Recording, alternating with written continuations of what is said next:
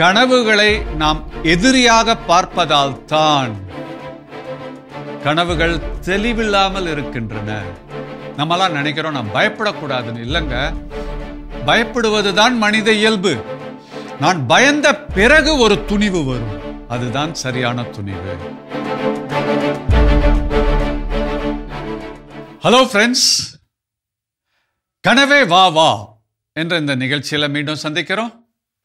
கனவுகளை பற்றி நாம ஒரு அலசல் ஆராய்ச்சி செஞ்சுட்டு இருக்கிறோம். வாங்க இன்னும் அதிகமாக சிந்திக்கலாம். இந்த கனவுகளை பற்றி மிகப்பெரிய பிரச்சனை என்னன்னா, கனவுகள் வருகின்றன, ஆனால் அதனுடைய அர்த்தம் நமக்கு புரிவது கிடையாது.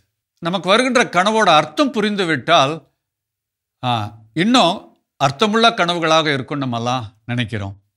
சரி, நமது மனது கனவை ஏற்படுத்தும் போது அது அர்த்தத்தை புரிந்து கொள்ள வேண்டும் என்றுதான் அது ஏற்படுத்துகிறது. ஆனால் என்ன, நமக்கு ஒரு பிரச்சனை, நமது கனவையை நம்ம எதிரியா பார்த்துட்டு இருக்கிறோம். கனவில் வரும் அந்த காரியங்களை நாம் ஏற்றுக்கொள்ள தயாராக இல்லை. குறிப்பாக பயங்கர கனவெல்லாம் வருது. நம்ம என்ன நினைக்கிறோம், இந்த கனவுல வர்றது நிஜமாக மாறிவிடும், அதனால எனக்கு பயமா இருக்குது என்று சொல்லி இன்னும் அதிகமாக பயம் ஆகிவிடுகிறது. அதனால கனவுகளை நாம் எதிரியாக பார்ப்பதால் தான் கனவுகள் தெளிவில்லாமல் இருக்கின்றன. அப்ப கனவை எதிரியாக நாம பார்க்கும்போது அதனால வர பலன்களும் கிடைக்காமல் போய்விடுகிறது. இப்ப இந்த கனவுகளின் அர்த்தங்களை பற்றி நாம சிந்திக்கலாம். அதே நேரத்தில் இந்த கனவுகளை நாம ஏற்றுக்க அது தெளிவாக வரும். உங்கள் அன்றாட வாழ்க்கையில வருகின்ற உணர்வுகள், குறிப்பாக பய உணர்வு, கோப உணர்வு, கவலை உணர்வு, பால் உணர்வு, இது நாலுமே நமக்கு இயற்கையாக வரக்கூடிய எண்ணங்கள், உணர்வுகள் என்று எப்ப நீங்க ஏற்றுக்கொள்கிறீர்களோ உங்களுக்கு வரக்கூடிய கனவுகளும் தெளிவாக வரும். நம்மளாம் நினைக்கிறோம் நான் பயப்படக்கூடாதுன்னு. இல்லைங்க, பயப்படுவதுதான் மனித இயல்பு. நான் பயந்த பிறகு ஒரு துணிவு வரும், அதுதான் சரியான துணிவு. ஆகவே யார் நான் பயப்படக்கூடாதுன்னு நினைக்கிறீங்களா, உங்களுக்கு கிட்னி ப்ராப்ளம் தான் வரும். அதே போன்று கோபப்படுவது மனித இயல்பு. ஒரு நாளைக்கு 20 தடவை நீங்க கோபப்படலாம், ஆனால் யாரையும் காயப்படுத்தக்கூடாது, என்னையோ பிறரையோ. கோபப்படுவது மனித இயல்பு என்று அதை ஏற்றுக்கொள்ள வேண்டும். அதே போன்று கவலை, அழுகை, இதெல்லாம் மனித உணர்வு, இயற்கையான உணர்வு என்று ஏற்றுக்கொள்ள வேண்டும். அதோடு சேர்ந்து அன்றாட மனிதர்களுக்கு வரக்கூடிய பால் உணர்வையும் ஏற்றுக்கொள்ள வேண்டும். நமது உடலில் அந்த திறன், சக்தி, ஓஜஸ் என்று சொல்வோம், ஒரு சக்தி இருக்கிறது. இது இருக்கும் வரை கண்டிப்பாக பால் உணர்வும் இருக்கும். ஆகவே இந்த உணர்வுகளை எப்பொழுது நாம் ஏற்றுக்கொள்கிறோமோ நமக்கு வருகின்ற கனவுகள் தெளிவாக வரும். சரி, அது எப்ப தெளிவாகும் நமக்கு தெரியல. இப்ப இருக்கிற கனவுகளின் அர்த்தத்தை நான் புரிந்து கொள்ள வேண்டும் என்று நீங்க நினைக்கிறீங்க. ஆகவே சில கனவுகள், இவற்றினுடைய அந்த விளக்கங்களையும் அர்த்தங்களையும் நம்ம பார்க்கலாம். இப்ப நான் சொல்லக்கூடிய காரியம் ஒவ்வொருவருக்கும் அதனுடைய அர்த்தம் மாறுபடும். பொதுவான சில கருத்துக்களை உங்களோடு நான் பகிர்ந்து கொள்கிறேன். இது நான் சொல்லுவது போன்று அப்படியே இருக்க வேண்டும் என்று கிடையாது. இதில் சிறு சிறு மாற்றங்களோட உங்களுக்கு அர்த்தம் வரலாம். முதலில், நம்ம கனவுல நிறைய மனிதர்கள் வருகிறார்கள். அந்த மனிதர்கள் நம்ம கிட்ட ஏதோ சொல்ல விரும்புகிறாங்கன்னு நம்ம நினைக்கலாம். உதாரணத்திற்கு, ஒருவர் என்கிட்ட கவுன்சிலிங்காக வராரு. அவருக்கு சில நாட்களாக இறந்து போன அம்மா இறந்து 6 மாதத்துக்கு மேலே ஆகுது. ஒரு கொஞ்ச நாளாக அம்மா கனவுல வரவே இல்லை. திடீரென்று ஒரு 2 நாள் 3 நாளுக்கு ஒரு தடவை அம்மா கனவுல தோன்றுறாங்க. ஆனால் அம்மா என்ன சொல்கிறாங்கன்னு அவருக்கு தெளிவாக தெரியலை. அம்மா பேசுவது தெரியவில்லை. அம்மா வராங்க, ஏதோ சொல்கிறாங்க, போகிறாங்க, நடக்கிறாங்க, சாப்பிட்றாங்க, இது மாதிரி சில காரியங்கள்லாம் நடக்குது. அவருக்கு மனசு ரொம்ப கஷ்டமாக போச்சு. அப்போ என்கிட்ட வந்தார். ஃபாதர், ஏன் அம்மா அடிக்கடி கனவுல வராங்க? அம்மாவுடைய ஆன்மா எனக்கு எதுவும் செய்தி சொல்லுதா என்று கேட்டார். நான் சொன்னேன், அப்படியெல்லாம் எதுவும் செய்தி சொல்லலைங்க அப்படின்னு. அப்போ ஏன் எனக்கு கனவுல வரணும்? கொஞ்ச நாள் சுத்தமாக வரலை, அதன் பிறகு எனக்கு கனவுல வந்துக்கிட்டே இருக்கிறாங்க அப்படின்னு. அன்பார்ந்தவர்களே, நம்ம கனவிலே உயிரோடு இருப்பவர்கள் இறந்தவர்கள் வரும்பொழுது அந்த கனவிற்கும் அந்த மனிதர்களுக்கும் எந்த தொடர்பும் இல்லை. தொடர்பு என்றால் அவங்க ஏதோ என்கிட்ட சொல்ல விரும்புகிறாங்களான்னு கேட்டிங்கன்னா அப்படி எதுவுமே கிடையாது. குறிப்பாக இறந்தவர்கள் உங்களுடைய கனவில் வரும்பொழுது அவங்க இறந்த ஆன்மா என்கிட்ட எதுவும் சொல்லுதா என்று கேட்டால் கிடையாது. நம்ம பலவிதமான கதைகளை கேள்விப்பட்டு இருப்போம். இப்பொழுது நான் ஆராய்ச்சியிலிருந்து கண்டுபிடிக்கப்பட்டதை நான் கூறுகின்றேன். அறிவியல் விஞ்ஞானிகள் சொல்லுவதை நான் உங்களிடம் கூறுகின்றேன். சரி, அப்ப கனவுல வர மனிதர்கள் அதனுடைய அர்த்தம் என்ன? அந்த மனிதர்கள் நமக்கு எந்த செய்தியும் கொடுக்கவில்லை. கனவிலே வருகின்ற மனிதர்களை பற்றிய நினைவுகள் நமக்கு இருக்குது பார்த்தீங்களா? இந்த நினைவுகள் தான் கனவிலே வருகின்றன. அப்படி என்றால் அந்த நினைவுகளை நமது மனது முறைப்படுத்த வேண்டும் என்பதற்காக அந்த கனவுகளை ஏற்படுத்துகின்றன. சரி, அந்த நபருக்கு அம்மா அடிக்கடி கனவுல தோன்றாங்களா? அப்ப அதனுடைய அர்த்தம் என்ன அப்படின்னா, அதாவது அந்த நபருக்கு ஒரு 6 மாசத்துக்கு முன்பாக அம்மா இறந்தாங்க. அதற்கு முன்பாக நடந்த சில நிகழ்ச்சிகள். அம்மா கிராமத்தில் இருக்கிறாங்க, மகன் நகரத்தில் இருக்கிறாரு. அம்மாவுக்கு வேண்டிய எல்லா ஏற்பாடுகளையும் நன்றாக செய்து நல்லா கவனிச்சுக்கிறாரு. அவர் அம்மாவை கவனிக்கிறதுக்காக வேலையாளெல்லாம் வைத்து, அது மட்டும் இல்லை, அவங்க வீட்டில் இருக்கிறவங்களாம் மாற்றி மாற்றி அம்மாவோட இருந்து நல்லா கவனிச்சுக்கிட்டாங்க. மகனுக்கு என்ன ஆசைன்னா, அம்மாவை ஒரு பெரிய மருத்துவமனைக்கு கொண்டு போயிட்டு நல்ல சிகிச்சைகள் கொடுத்து அவங்கள குணப்படுத்தணும் அப்படின்னு சொல்லிட்டு. அம்மா சொல்லிட்டாங்க, எனக்கு வேண்டவே வேண்டாம், நான் ஆஸ்பத்திரிக்கு வரவே இல்லை, எனக்கு நேரம் வந்துருச்சு, நான் இறக்கப் போகிறேன் என்று சொல்லி அம்மா திருப்பி திருப்பி நான் மருத்துவமனைக்கு வரலைன்னு சொல்லிட்டாங்க. இவர் என்ன பண்ணாரு, ஒரு திட்டம் போட்டார். அம்மா தூங்கும்போது அவர்களுக்கு ஊசி போட்டு கூட ஆம்புலன்ஸில் வச்சு கொண்டு போயிடணும் மருத்துவமனைக்கு, அவர்களுக்கு வேண்டிய சிகிச்சை கொடுக்க வேண்டும் என்ற ஒரு ஆசை. ஆனால் கடைசி நேரத்தில் அம்மாவுக்கு அது தெரிய வந்துருச்சு. தெளிவாக சொல்லிட்டாங்க, தேவையில்லாமல் இது மாதிரி நீ எனக்கு சிகிச்சை அது இதுன்னு கொடுத்தினாதான் உனக்கு பிரச்சனை, என்னை கூட்டிகிட்டு போகாத, எனக்கு தெளிவாக தெரியும் இன்னும் கொஞ்ச நாளில் நான் இறக்க வேண்டும் என்று. ஆகவே அம்மா மறுத்துட்டாங்க. அதை தாண்டி அவங்கள கொண்டு போகிறதுக்கு, மருத்துவமனை கொண்டு போகிறதுக்கு அவருக்கு ரொம்ப கஷ்டமாக இருந்தது. இவ்வாறாக சொல்லி 2 நாளில் அம்மா இறந்துட்டாங்க. அம்மா இறந்தவுடனே நல்லா போச்சு. சில மாதங்கள் சரி, அம்மா விரும்பாததுனால நான் மருத்துவமனை கொண்டு போகலை, மற்றபடி அம்மாவை நல்லா கவனித்து கொண்டோம் என்ற ஒரு உணர்வு. ஆனால் கொஞ்சம் காலம் போக போக ஒரு 4 மாதம் கழித்து அவருக்கு இனம் புரியாத ஒரு குற்ற உணர்வு வருது. ஏனென்றால் அம்மாவை ரொம்ப மிஸ் பண்ண ஆரம்பிச்சிட்டாரு.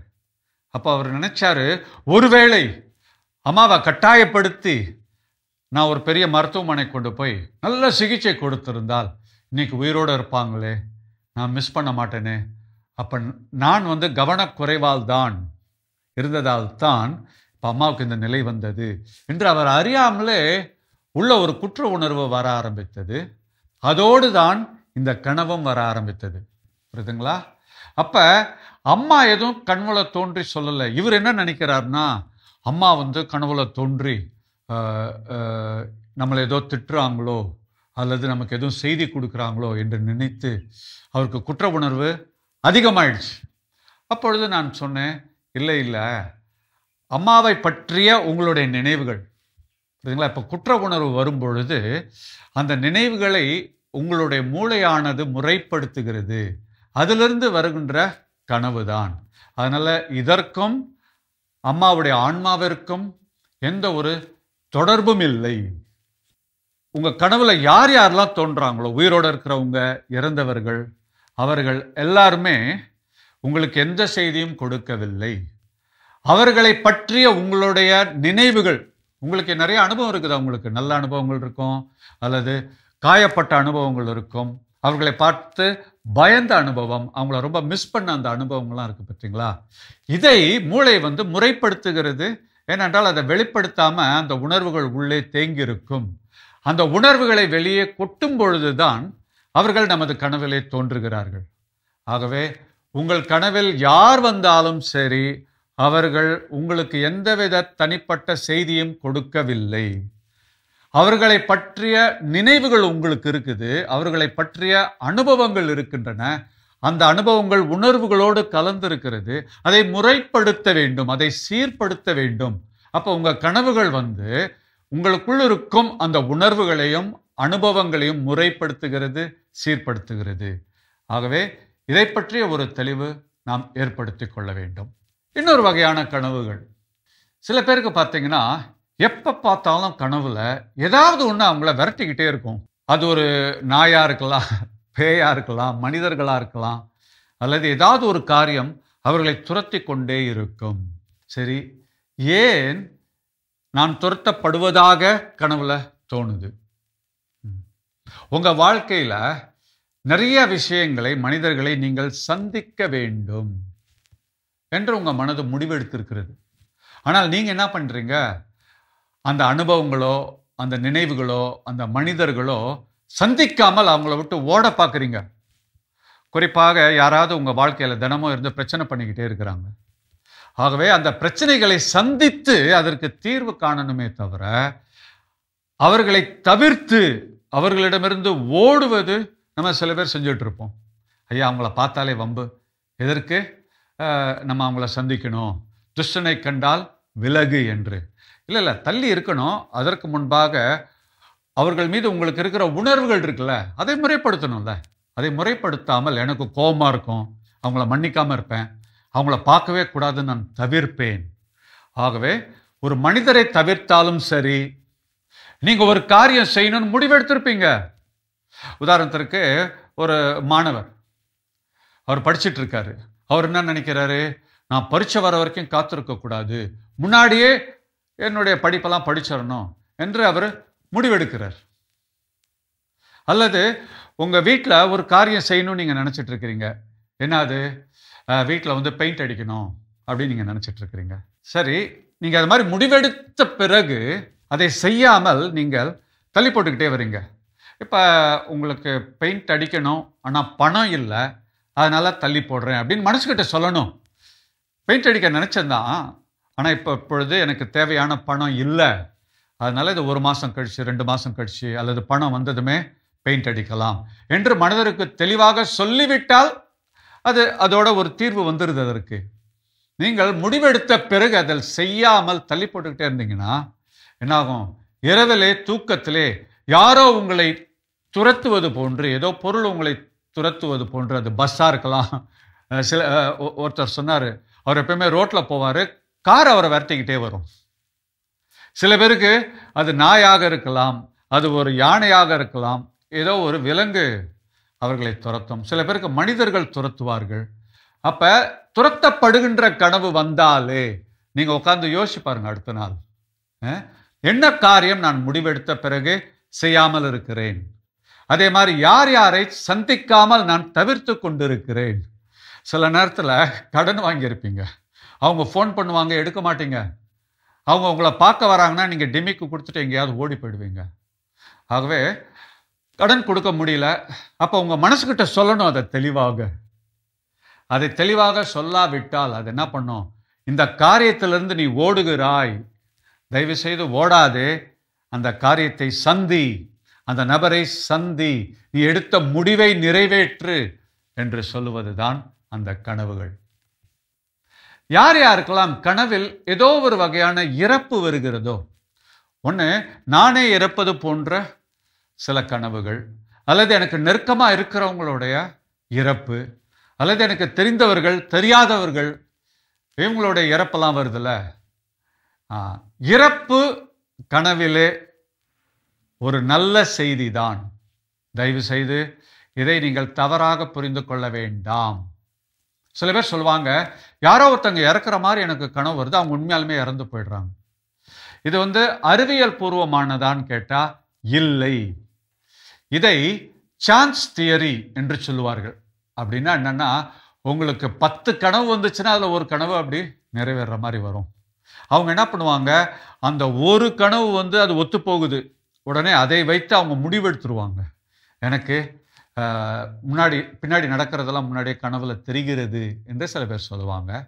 ஆகவே இறப்பு உங்கள் கனவிலே வந்தால் அதனுடைய அர்த்தம் என்ன? அது நீங்களா இருக்கலாம், நெருக்கமானவங்களா இருக்கலாம், தெரிந்தவர்களாக இருக்கலாம், தெரியாதவர்களாக இருக்கலாம். நம்ம பார்க்குறோம், இயேசுவின் வாழ்க்கையில இறப்புக்கு பிறகு வருவது உயிர்ப்பு. பாருங்க, இது ஒரு நல்ல செய்தி தானே? அந்த இறப்பு இருக்கும் பொழுதுதான் உயிர்ப்பு. உங்க கனவிலே வரக்கூடிய இறப்பு ஏதோ ஒரு நபர் இறப்பது என்பது அர்த்தம் அல்ல. புரியுதுங்களா? உங்களுக்கு புதிய நல்ல காரியம் வரப்போகிறது. உங்களிலே ஒரு உருமாற்றம் ஏற்படுகிறது, ஒரு டிரான்ஸ்ஃபர்மேஷன் ஏற்படுகிறது என்பதை காட்டுவதுதான். அப்ப கனவுல நீங்கள் இறப்பை பார்க்கும் பொழுது நீங்கள் சந்தோஷமா இருக்கணும். ஏனென்றால் ஒரு நல்ல காரியம் நடக்க போகிறது என்று அர்த்தம். சில பேர் சொல்லுவாங்க, இறப்பு பார்த்தா ஒரு கல்யாணம் நடக்க போகுது என்றெல்லாம் சொல்லுவாங்க. அது கல்யாணமோ ஏதோ ஒரு நல்ல காரியம் உங்களுக்கு நடக்கும். அப்படி என்றால் உங்ககிட்ட இருக்கிற ஏதோ ஒரு எதிர்மறை, ஒரு நெகட்டிவ், ஒரு நேர்மறை பாசிட்டிவாக மாறிக்கொண்டிருக்கிறது. ஆகவே இறப்பை பார்க்கும் பொழுது நீங்கள் மகிழ்ச்சியாக அதை ஏற்றுக்கொள்ள வேண்டும். ஏறக்குறைய எல்லாருக்குமே நமது கனவுல நீர் வரும், தண்ணீர்.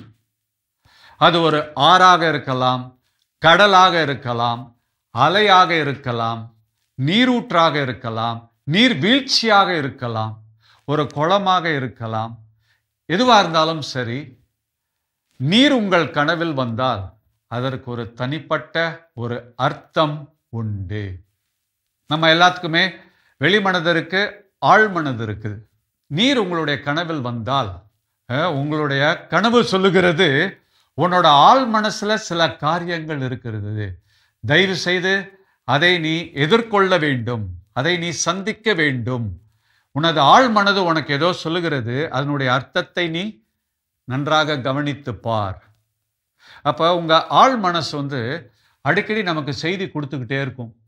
அந்த செய்தியை நாம் கேட்டு விட்டால் அடுத்து நமது வாழ்க்கை சீர்படும், முறையாக செல்லும். நிறைய நேரத்தில் நமது ஆழ்மனது ஏதோ சொல்லும், அதை நாம் கேட்காமல் இருப்போம். ஆகவே உங்க ஆழ்மனதுக்குள்ள நீங்க போகிறீங்கன்னு அர்த்தம். ஆழ்மனதிற்கு செல்லும்போது உங்களை பற்றி நிறைய காரியங்கள் நீங்க கண்டுபிடிப்பீங்க. நமக்கு எப்பப்பெல்லாம் அந்த நீர் வருகிறதோ, தண்ணீர் வருகிறதோ, அப்ப நீங்க அடுத்த நாள் என்ன பண்ணணும்னா உங்களுடைய மனதை அமைதிப்படுத்த வேண்டும். எப்பப்பெல்லாம் தண்ணீரை உங்க கனவுல பார்க்குறீங்களோ, அடுத்த நாள் காலையில் எழுந்ததுமே கொஞ்ச நேரம் தியானத்தில் அமருங்கள். தியானம்னா என்ன? ஒன்றையும் சிந்திக்காமல் அமைதியாக அமர்வது. அப்ப நமது மனதிற்குள் ஒரு லேசான ஒரு குரல் ஒன்று ஒலிக்க ஆரம்பிக்கும். அதை கவனிச்சுக்கிட்டே இருங்க. அது உங்களை முறைப்படுத்தும், உங்களை வழி நடத்தும். உங்களை பற்றி சில காரியங்கள் நீங்க கண்டுபிடிப்பீங்க. இப்ப பாருங்க, நமக்கு வர ஒவ்வொரு வியாதிக்கும் பின்பாக நமது மனதிலே ஒரு காரணம் உண்டு. நம்ம எப்ப பார்த்தாலும் அப்பா அம்மாவையே குறை சொல்லக்கூடாது.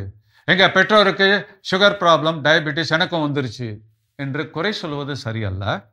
மாறாக எனக்கு ஒரு வியாதி வருகிறது என்றால் மன ரீதியான ஒரு காரணமும் இருக்கும். அப்போ ஒரு வியாதி வருவதற்கு முன்பாக பல முறை நமது மனது நீ செய்வதில் ஏதோ ஒரு தவறு இருக்கிறது என்று காட்டும். உதாரணத்துக்கு பாங்க, சில பேருக்கு சர்க்கரை வருவதற்கு ஒரு காரணம் இருக்குதுங்க. சாப்பிட்ற உணவை முறையாக சாப்பிட மாட்டாங்க, சரியாக மெல்ல மாட்டார்கள். அப்படியே வாயில் வைப்பாங்க, 2 தடவை கடிப்பாங்க, முழுங்கிடுவாங்க, வேகமாக சாப்பிடுவாங்க. அப்போ அது சம்பந்தப்பட்ட உணவு ஏதோ ஒரு தண்ணியில் சாப்பிட்ற மாதிரி ஏதோ ஒரு கனவு வரும். அதை காலையில் கவனிச்சிட்டு இருந்தா அவங்களுக்கே தெரிய வரும்.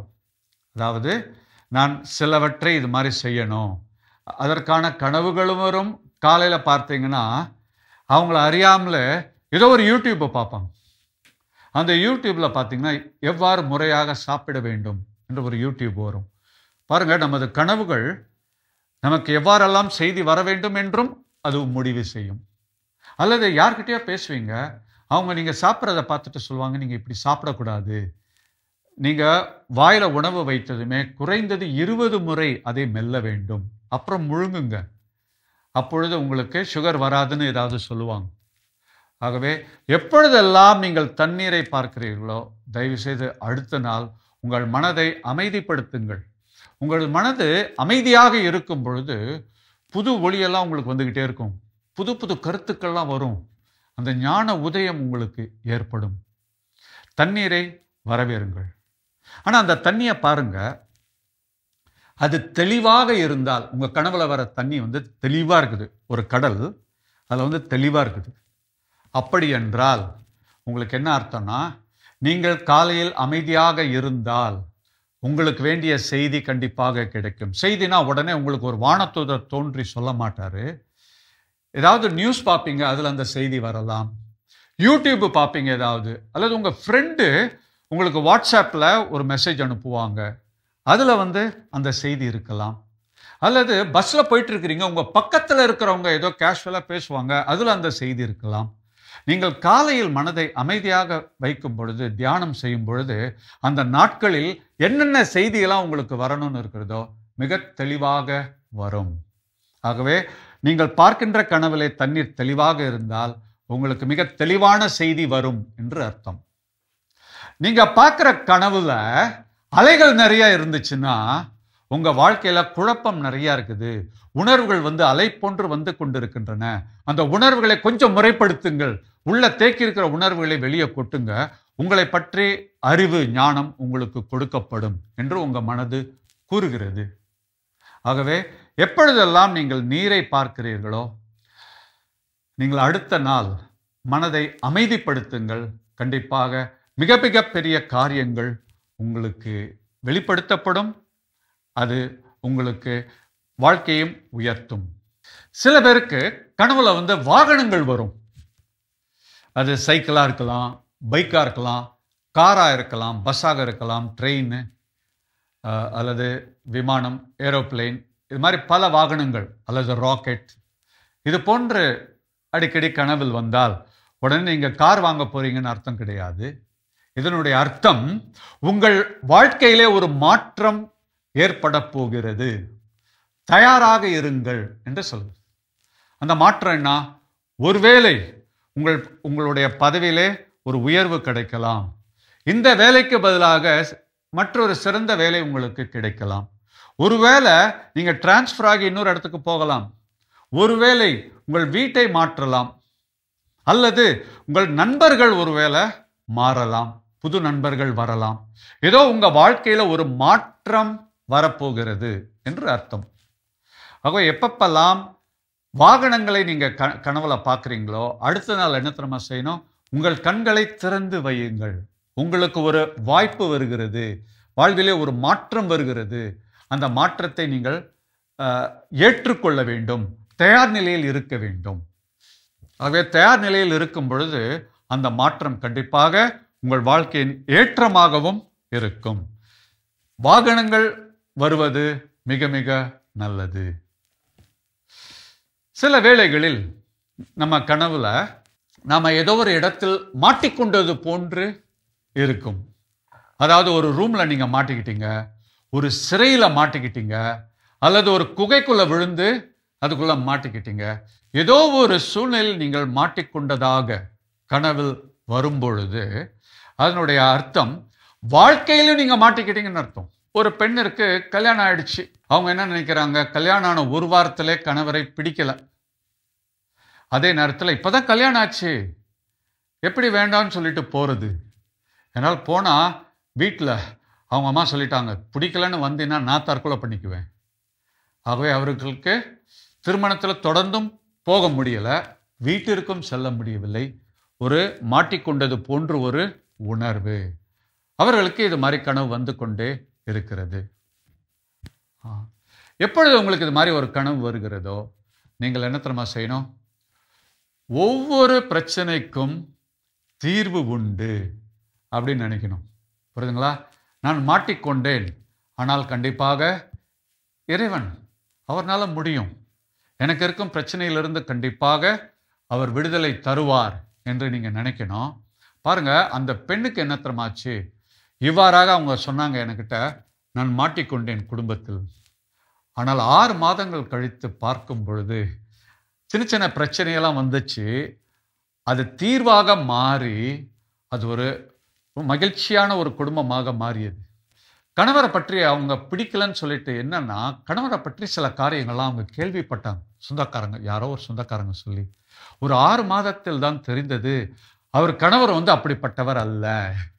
வெளியே அது மாதிரிலாம் தொடர்பு இல்லை. இவங்க வேண்டுமென்றே பிடிக்காமல் என்ன பண்ணிட்டாங்க, பொறாமையினால அவங்க ரொம்ப அன்பா பாசமா பழகிற மாதிரி நடிச்சு இந்த பொண்ணுகிட்ட கணவரை பற்றி ரொம்ப எதிர்மறையா சொல்லிட்டாங்க. இப்பொழுதுதான் அவங்களுக்கு புரியுது, கணவர் தங்கமானவர், சொக்க தங்கம். ஆகவே 6 மாதம் கழிச்சு என்கிட்ட சொல்றாங்க, எனக்கு அவ்வளோ சந்தோஷமா இருக்கு, இறைவன் கொடுத்த மிகப்பெரிய கொடை எனது கணவன் என்று. அன்பார்ந்தவர்களே, கனவின் அர்த்தத்தை நாம் புரிந்து கொண்டால் நமது கனவு நமது நண்பர் மாத்திரம் அல்ல, நம்மை வழிநடத்தும் ஆலோசகர் என்பதை நாம் அறிந்து கொள்வோம். தொடர்ந்து கனவு காணலாமா? நன்றி, வணக்கம். பலவீனம் என்னையே நான் குறைவாக நினைத்துக் கொள்வது, என்னை வளரவிடாமல் தடுக்கின்ற சில காரியங்கள். அவரை இறைவன் அழைக்கும் போது அவர் சொல்றாரு, அரசர்களுக்கு நான் செய்தி கொடுக்கணுமா? ஐயோ, என்னால முடியாது. ஏனென்றால் நான் சாதாரண ஆடு மேய்க்கிறவன்.